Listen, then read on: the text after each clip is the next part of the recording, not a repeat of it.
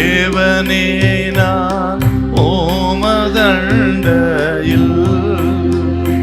இன்னும் நெருங்கி சேர்வதே என் ஆவல் பூமியில்.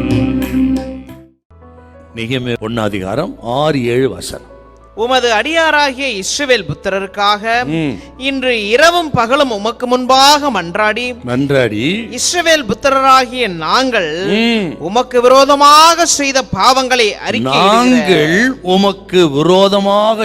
பாவங்களை அறிக்கையிடுகிற அடியேனுடைய ஜெபத்தை கேட்கிறதற்கு உம்முடைய செவி கவனித்தும் உம்முடைய கண்கள் திறந்தும் இருப்பதாக நானும் என் தகப்பன் வீட்டாரும் பாவம் செய்தோம். நெகேமியாவின் பாவ அறிக்கை ஜெபம். அவர் எப்படி பாவ அறிக்கை செய்றார் பாருங்க. அதுல வார்த்தை திரும்ப திரும்ப வரும். நாங்கள் உமக்கு விரோதமாய் செய்த பாவங்கள், நாங்கள் உமக்கு முன்பாக கெட்டவர்களாய் நடந்தோம், நியாயங்களை கட்டளை கை கொள்ளாமலே போனோம். நாங்கள் ஆனால் இவர் பாவம் செய்யாமல் போனாலும் பாவம் செய்தவர் முற்பிதாக்கள். அதன் விளைவித்தான் சிறைப்பட்டு போனார்கள். அது நிமித்தம் தான் எருசலேம் இடிக்கப்பட்டது, வாசல் சுட்டெரிக்கப்பட்டது, அலங்கம் இடிக்கப்பட்டது.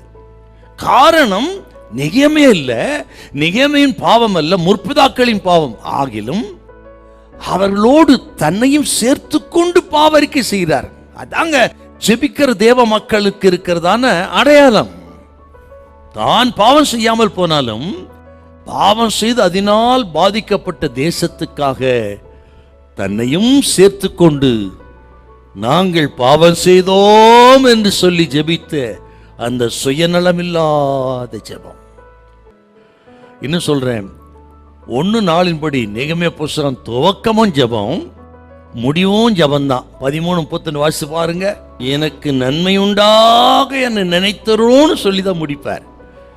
அதில் குறிப்பாக ஒரு ஜெபத்தை பார்த்தீங்கன்னா 3 குறிப்பு ரொம்ப முக்கியங்க ஒரு ஜெபத்தில். 1, மற்றவர்களுக்காக ஜெபித்த ஜெபம் இல்லையா, அதான் 1:4. மற்றவர்களுக்காக மன்றாடி ஜெபித்த, பரிந்து பேசுகிற ஜெபம். அப்புறம் தேவனை யார் என்று ஜெபித்த ஜெபம், இதெல்லாம் ஜெபத்துக்கு ரொம்ப முக்கியங்க. அப்புறம் விசுவாசமுள்ள ஜெபம். 1:8 வாசி பார்த்தேன். விசுவாசமுள்ள ஜெபம். நம்ம ஜெபிக்கும் பொழுது அப்படி விசுவாசிக்கணும். எபிரேயர் 11:6 நம்மை தேடுகிறவர்களுக்கு பலன் அளிக்கிறவர் என்று விசுவாசிக்க வேண்டும் அப்படின்னு இருக்குது. அப்படி விசுவாசத்தோட அவரை சரியாய் அறிந்து ஜெபிக்கிற அந்த ஆழமான ஜெபத்தை 1 நம்ம பார்க்கலாம். அப்புறம் இன்னும் கூட அந்த ஜெபத்தினுடைய அந்த ஆழத்தை நீ பார்க்கணும்னா, தேவனை துதித்து பாடி ஜெபம் பண்றாரு.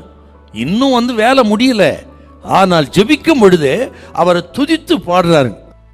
அந்த ஜெபம் தாங்க அலங்கத்தையே கட்டி முடிக்க வைத்தது. நீங்க இப்ப ஜெபம் பண்ணா உங்க குடும்பத்தை கட்டுவார்.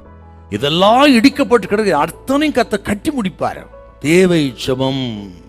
பரலோகத்தின் தேவன் நம்ம சித்தம் யாவற்றையும் இந்த பூமியில உங்களுக்காக செய்வார், உங்கள் குடும்பத்தில் செய்வார், உங்கள் பிள்ளைகளுக்காக செய்வார், உங்கள் சபைக்காக, ஊழியத்துக்காக செய்வார்.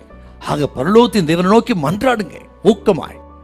ஒரு நாள் உங்கள் ஜெபம் வீணாய் போறதே இல்லை. ஹல்லேலூயா, ஹல்லேலூயா.